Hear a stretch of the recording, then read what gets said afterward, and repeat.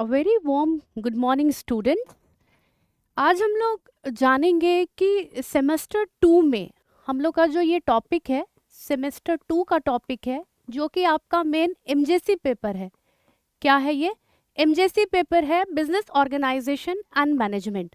तो सबसे पहले very good morning to all students. आज हम लोग डिस्कस करेंगे। पहले हम लोग ने डिस्कस किया था कि बिजनेस क्या होता है, बिजनेस ऑर्गेनाइजेशन क्या होता है, and what is the use of business in our day to day life. और आज हम लोग जानेंगे कि it is a part of business कि when establishing a new business, जब हम कोई भी बिजनेस स्टार्ट करते हैं, when we are starting a new business और establishing a new business, तो what are the certain factors और certain points should be kept in our mind।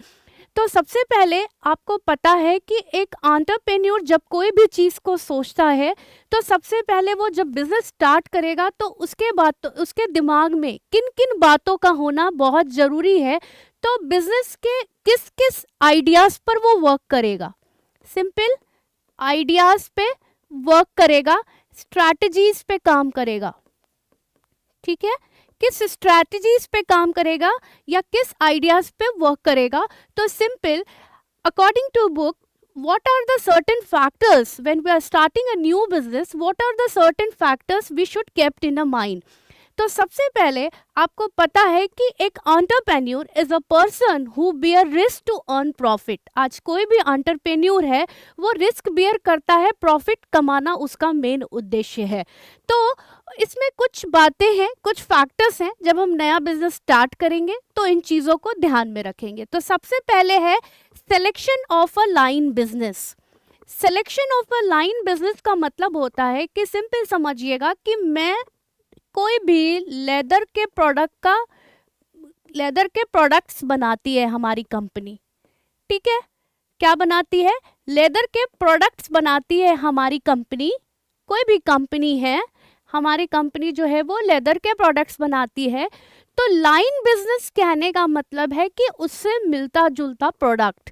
Simple समझिएगा कि पहले शूज़ बनाती थी कंपनी, एग्जाम्पल, पहले कंपनी जो है वो शूज़ बनाती थी और धीरे धीरे उसने क्या किया, बैग्स बनाना स्टार्ट किया, बेल्ट्स बनाना स्टार्ट किया, वॉलेट्स बनाना स्टार्ट किए। तो लाइन बिजनेस जब भी वर्ड आएगा, इट मीन्स कि मिलते जुलते प्रोडक्ट, उस चीज़ से मिलते जुलते product, all are the part of selection of line business.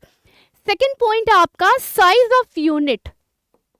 Size of unit आपको समझ में आता है कि आपका बिजनेस लार्ज स्केल पे है कि स्मॉल स्केल पे है। अगर हमारा बिजनेस स्मॉल स्केल पे है तो रिस्क भी लेस होगा, but it is on large scale तो हमारा रिस्क भी ज़्यादा होगा। तो it is known as size of business कि हमारा बिजनेस का साइज लार्ज है या स्मॉल है। अब सिंपल समझिए, अगर आप बड़े स्केल पर काम कर रहे हैं, लार्ज स्केल पे, तो इन्वेस्टमेंट भी ज़्यादा होगा, और वही अगर आप स्मॉल स्केल पे काम कर रहे हैं तो आपका इन्वेस्टमेंट भी लेस होगा। तो साइज ऑफ यूनिट पे ही डिपेंड है हमारा इन्वेस्टमेंट। क्या डिपेंड है? इन्वेस्टमेंट डिपेंड है कि अगर हमारा बिजनेस लार्ज स्केल पे है तो इन्वेस्टमेंट भी ज़्यादा होगा और रिस्क भी ज़्यादा होगा। But when we talk about small business, risk is less and investment should be also less. Third point है लोकेशन ऑफ बिजनेस, यानी जब हम लोकेशन ऑफ बिजनेस की बात करते हैं तो एक चीज़ ध्यान में रखिएगा, लोकेशन ऑफ बिजनेस की हम बात करते हैं तो बिजनेस हमारा वैसी जगह होना चाहिए, बिजनेस हमारा वैसी जगह होना चाहिए जहां पर हम इजीली एरिया को लोकेट कर पाएं। ठीक है, एरिया को लोकेट करने का मीन्स क्या कि हमको easily, it means transportation, communication. ठीक है, आसानी से ट्रांसपोर्टेशन हो जाए, लोगों से कम्युनिकेशन हो जाए, all are the part of location of business. अगर हमारा जो एरिया है वो इजीली, मतलब हम मार्केट एरिया में है, सिंपल समझिएगा, अगर हम मार्केट एरिया में हैं तो हमें लोग इजीली कांटेक्ट कर पाएंगे। क्या कर पाएंगे? इजीली कांटेक्ट कर पाएंगे। लेकिन अगर हम कहीं दूर एरिया में हैं, यानी लोकेशन ऑफ बिजनेस जो है हमारा मार्केट एरिया में नहीं है, तो हमें लोग इजीली कांटेक्ट नहीं कर पाएंगे। हमें रॉ मटेरियल परचेस करने में भी दिक्कत होगी, ट्रांसपोर्टेशन में भी दिक्कत होगी, डिस्ट्रीब्यूशन ऑफ प्रोडक्ट्स में भी प्रॉब्लम्स आएगी। तो लोकेशन ऑफ बिजनेस कहने का मतलब है जहां भी हमारा बिजनेस हो हम इजीली वहां से मूव ऑन कर सके, कहीं भी जाना आना है, कोई काम करना है तो हम आसानी से कर सकें। उसके बाद है choice of form of ownership. जब choice of form of ownership की बात आएगी तो आपको पता है, जब भी ओनरशिप की बात आएगी तो ये आपको पता रहना चाहिए कि ओनरशिप में क्या होता है, कि ओनरशिप यहाँ कहने का मतलब है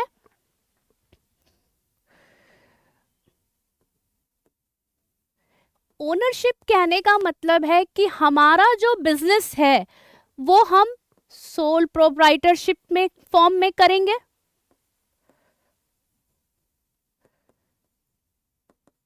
कि पार्टनरशिप में करेंगे, कि ज्वाइंट स्टॉक कंपनी में करेंगे, किस में करेंगे, राइट। तो या कोऑपरेटिव सोसाइटी की भी बात हो सकती है यहाँ पर। तो जब भी हम फॉर्म ऑफ बिजनेस की बात करेंगे तो ये हमेशा ध्यान में रखिएगा कि हमारा बिजनेस जो है, फॉर्म ऑफ ओनरशिप की जब भी बात होगी तो हमारा बिजनेस किस फॉर्म में वर्क करेगा, यानी सोल प्रोप्राइटरशिप, यानी हम बिजनेस अकेले रन करेंगे, I am a single owner of my business. Partnership यानी हम साझेदारी, यानी दो पार्टनर्स और 2 और 3 4 5 लोगों के बीच में पार्टनरशिप डीड बनता है। और आपको पता है कि जब हम पार्टनरशिप के तहत काम करेंगे तो पार्टनरशिप डीड बनती है। क्या बनती है? पार्टनरशिप डीड बनती है, जिसमें सारे rules and regulations related to that business all details में रहता है। और अगर हम अपने बिजनेस को कंपनी के फॉर्म में करेंगे तो उसके भी अलग रूल रेगुलेशंस हैं, और अगर हम कोऑपरेटिव सोसाइटी में करेंगे तो उसके भी अलग रूल रेगुलेशंस हैं। तो this is about the form of business. अब हम लोग जान लेते हैं कि choice of form of business और फॉर्म्स ऑफ ओनरशिप क्लियर होगा। उसके बाद आपका नेक्स्ट पॉइंट है financial planning. Financial planning means whatever the things we are planning, कि how much we have to invest in any business. आज हमको financial मतलब, यहाँ मतलब आपको समझ में आता होगा कि ये कैपिटल को डिनोट करता है। किसको डिनोट करता है? इट डिनोट्स कैपिटल और फाइनेंस एबिलिटी। ठीक है, कि हम अपने बिजनेस में आज कितना पैसा लगाएंगे। आज अगर हम पहले से ही चीज़ों को प्लान करते हैं तो हमें पता है कि हम प्रोडक्शन डिपार्टमेंट में कितना लगाएंगे, मार्केटिंग में कितना लगाएंगे, सेल्स में कितना लगाएंगे। तो all are the part of finance, यानी आज हम पहले ही चीज़ों को प्लान कर लेते हैं कि हमें कितना एक्सपेंस किस एरिया में, किस डिपार्टमेंट में करना है, और according to that we will plan for a business. उसके बाद आपको पता है कि हमने नेक्स्ट पॉइंट्स की बात की थी कि provisions of physical facilities. Provisions of physical facilities का मतलब होता है आज हमारे बिजनेस में जो भी प्लांट और मशीनरी इस्तेमाल हो रहे हैं, यूज़ हो रहे हैं, उनके लिए हमने कुछ ना कुछ प्रोविजंस बनाया होगा। मतलब प्रोविजंस यहाँ कहने का मतलब है कि कोई अगर मशीनरी पुरानी हो जाती है तो हम उसको क्या करते हैं? सेल आउट कर देते हैं, क्योंकि उसका वैल्यू डेप्रिशिएट करता है। किसी भी प्लांट और मशीनरी का, प्लांट और मशीनरी की जो वैल्यू है, वैल्यू वो डेप्रिशिएट करती है। क्या करती है? डेप्रिशिएट करती है। आपने ये वर्ड अकाउंट्स में भी पढ़ा होगा, डेप्रिसिएशन। जब वैल्यू घटती है तो हम उसको मार्केट वैल्यू पे जिस भी रेट में वो बिके हम उसको बेच देते हैं। तो कंपनी इसके लिए कुछ प्रोविजंस बनाती है, कुछ रूल्स बनाती है related to plant and machinery. And next point is plant layout. Plant layout means आज हमारे बिजनेस में किन किन चीज़ों की ज़रूरत है, प्लांट की, मशीनरी की, और कौन से सेटअप्स की ज़रूरत है। ऑल आर द, मतलब सिंपल समझिए, infrastructure, all are the part of plant location. ठीक है, और प्लांट लेआउट की बात कर रहे हैं कि क्या मशीनरी की ज़रूरत है, या हमारे पास जो प्लांट मशीनरी है 1 से काम हो जाएगा, 2 से काम हो जाएगा कि 4 की ज़रूरत है। तो it depends upon the business scales कि आज बिजनेस का जो साइज है वो बड़ा है या छोटा है, या हम अपना बिजनेस स्मॉल स्केल पे कर रहे हैं या लार्ज स्केल पे कर रहे हैं, इट डिपेंड्स अपॉन दैट। उसके बाद है इंटरनल ऑर्गेनाइजेशन। जब हम इंटरनल ऑर्गेनाइजेशन की बात करेंगे तो whatever the activities functions we are perform inside of the organization, that all are the part of internal organization। आज आप employees को रख रहे हैं, employees properly work कर रहे हैं या नहीं कर रहे हैं for the achievement of desired goal and organization goal, all are the part of internal। यानी ऑर्गेनाइजेशन के अंदर जो प्रॉपर वर्क होना चाहिए वो वर्क हो रहा है या नहीं हो रहा है, all are the part of internal organisation. इसमें लीडरशिप भी इसका पार्ट है, ठीक है। लीडरशिप इसका क्यों पार्ट है? कोई ना कोई एक सीनियर मैनेजर या लीडर होगा जो सारी एक्टिविटीज पे कंट्रोल करेगा। तो communicating, controlling and motivating is also a part of internal organisation. Next point is personnel. जब हम पर्सोनेल्स की बात करते हैं तो there is a basic difference between personal and personnel. आप याद रखिएगा, बहुत लोग सोचते हैं कि पर्सोनेल और पर्सनल सेम है। पर्सोनेल मीन्स होता है कि किसी एक पर्सन की, एम्प्लॉय की पर्सनल क्वालिटी और एबिलिटी, राइट। सो इसकी किसी भी पर्सन की वर्किंग एबिलिटी क्या है, पर्सन की एबिलिटी की बात हो रही है, स्किल्स की बात हो रही है और उसकी क्वालिफिकेशन और टैलेंट की बात हो रही है, ठीक है। तो आपको ये पता है कि सबकी पर्सनल क्वालिटीज अलग अलग होती हैं, सबके पास सेम क्वालिटीज नहीं होती हैं। तो जब हम किसी भी ऑर्गेनाइजेशन में काम कर रहे हैं तो जिस पर्सन में जिस हिसाब की एबिलिटी है उसी हिसाब से मुझको काम करने के लिए देते हैं। नेक्स्ट पॉइंट है लॉन्चिंग द इंटरप्राइज। और फाइनली जब हम ये सारी बेसिक चीज़ों पे वर्क कर लेते हैं तभी हम अपना इंटरप्राइज एक लॉन्च करते हैं, जो कि कहा जाता है कि finally a setup of a business. तो there are some certain factors which should be kept in mind while starting a business. कोई भी बिजनेस स्टार्ट करने से पहले ये सारे सर्टेन फैक्टर्स हमें दिमाग में रखने हैं। और उसके बाद मैं आपको एक चीज़ और बताऊंगी, it is an important part of business और बिजनेस ऑर्गेनाइजेशन, कि आज आप किसी भी बिजनेस को एक स्टार्टअप करते हो, जब भी स्टार्ट करते हो तो there are some basic qualities, कुछ ऐसे ट्रेट्स हैं जो हमें दिमाग में रखते हुए काम करना चाहिए। तो सबसे पहले इनोवेशंस। इनोवेशंस आपको पता है, जनरेटिंग अ न्यू आइडियाज़, ठीक है। जब हम न्यू आइडियाज़ की बात करेंगे, नए कॉन्सेप्ट्स की बात करेंगे, आप अपने प्रोडक्ट्स में क्या नया कर रहे हैं। तो आज हम अपने प्रोडक्ट्स में क्या नया करते हैं, तो according to the need of consumers, according to the need of consumers, जैसे हमारे कंज्यूमर की, कस्टमर्स की नीड है, हैबिट है, प्रेफरेंसेस है, टेस्ट है, उस अकॉर्डिंग हम प्रोडक्ट्स को या कंपनी उस टाइप के प्रोडक्ट्स को मैन्युफैक्चर करती है। सेकेंड है desire to achieve. Desire to achieve मतलब आज हम कंपनी के अंदर, कोई भी ऑर्गेनाइजेशन के अंदर, आप किसी फर्म में काम कर रहे हैं तो हमारा गोल्स रहता है, certain goals, we are working for a certain goals, we have targets, हम कुछ टारगेट्स के लिए काम करते हैं और गोल्स के लिए काम करते हैं। तो हमारा डिज़ायर क्या है, टू अचीव दैट गोल्स और टारगेट्स। हमारे जो गोल्स और टारगेट्स हैं वो अकम्प्लिश होने चाहिए, whether it is a organisation goal और whether it is a common goal. फिर हम बात कर लेते हैं रिस्क टेकिंग की। आज हम बिजनेस स्मॉल स्केल पे करें या लार्ज स्केल पे करें, risk is a factor which we have to take.